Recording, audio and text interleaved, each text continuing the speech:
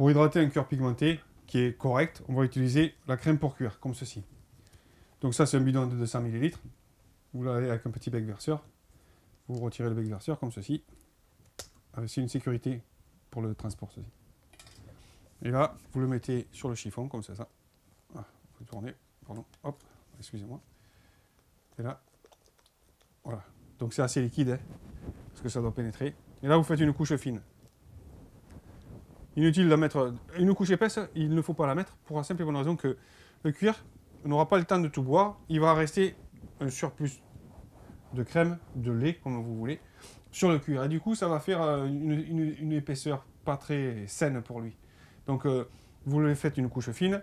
Et si vous voyez qu'il a bu très vite, à ce moment-là, vous pouvez en repasser une autre. Un cuir, même si vous avez l'impression qu'il n'est pas sec, il faudrait l'hydrater tous les 3 à 6 mois. Parce que ce qui se passe, c'est que quand on ne l'hydrate pas, la couleur va subir des contraintes, elle va tirer comme ça, et elle va casser. Un peu comme là, pourquoi la couleur est partie? Parce que le cuir est très sec, et du coup, la couleur doit prendre beaucoup plus d'espace. Et comme le film, il est extensible, mais à un certain niveau, après il casse et la couleur tombe. C'est pour ça qu'il est toujours intéressant de hydrater les cuirs tous les 3 à 6 mois. Donc là, je vous ai montré la crème, mais ici, comme je vous l'ai expliqué, c'est trop sec. Donc on va prendre notre produit, qui est celui-ci, beaucoup plus gras. C'est une huile. Donc l'huile, tous les produits Alta, il faut les mélanger. C'est très important.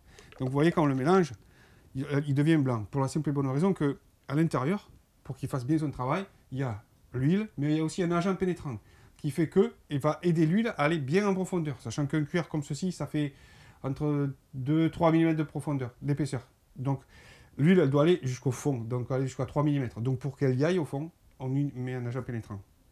Donc là, même opération. Ceci, c'est beaucoup plus liquide.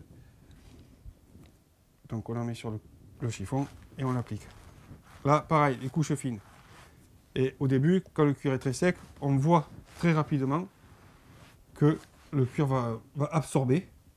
Donc le cuir, comme je dis tout le temps, ne s'est pas séché en 1 ou 2 jours. Donc vous n'allez pas l'hydrater 1 ou 2 jours.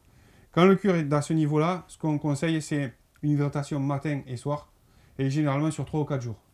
Et une fois que vous sentez qu'il est bien hydraté, vous pouvez repasser un peu de crème ou de lait pour bien le finir.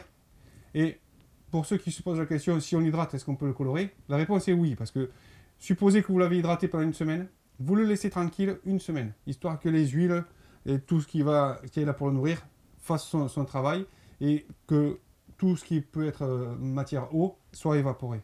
Et au bout d'une semaine de repos, vous allez passer à la phase de coloration avec les différentes étapes. Donc, et la première étape étant le décapant, vous allez enlever tout ce qui peut être comme huile, gras de la superficie, pour ensuite, le préfond, lui, réouvrir le cuir pour faire entrer la couleur.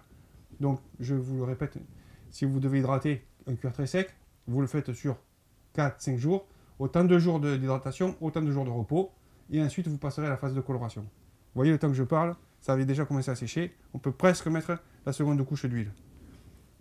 Les 2 ou 3 premières couches, des fois, en un quart d'heure, vous pouvez les passer, tellement que le cuir est sec.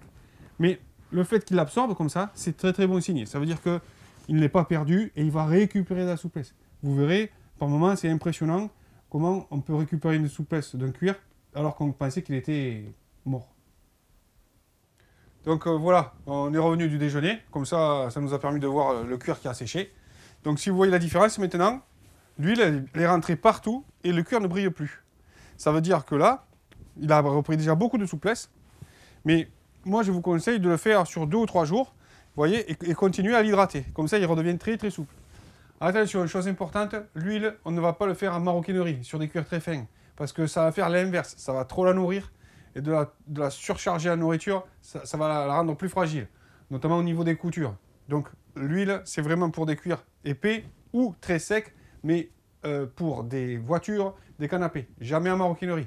Sinon, encore une fois, n'hésitez pas. Appelez-nous, envoyez-nous des photos, on va vous aider.